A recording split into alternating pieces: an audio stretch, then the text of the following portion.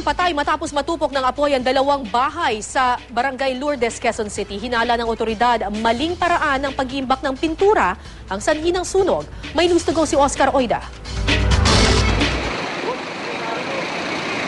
Malayo pa lang, tanaw na sa kalangitan ang naglalagablab na apoy na nooy lumalamon sa dalawang bahay sa loob ng isang compound sa may Cuenco Street, Barangay Lourdes, Quezon City.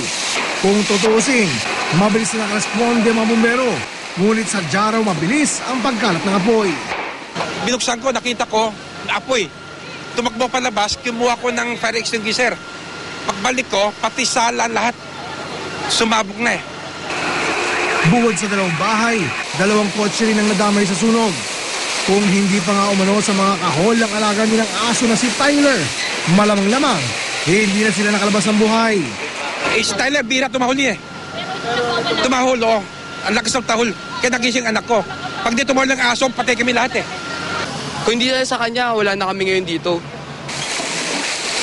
Ang masaklap, naiwan sa loob ng nasusunod na bahay ang nagligtas sa kanilang si Tyler. Ilang sandali pa, isa na namang masamang balita. Ang 50 anyos sa kapatid ng may-ari ng bahay na kumpirmang nasawi sa sunog.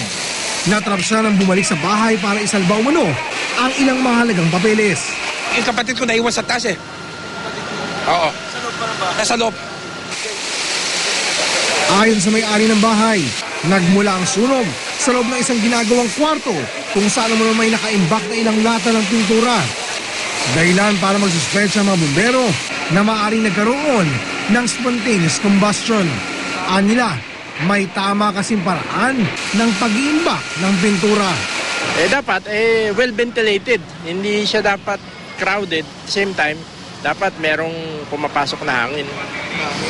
Oo. Hindi siya kulob. Oscar Oida, GMA News.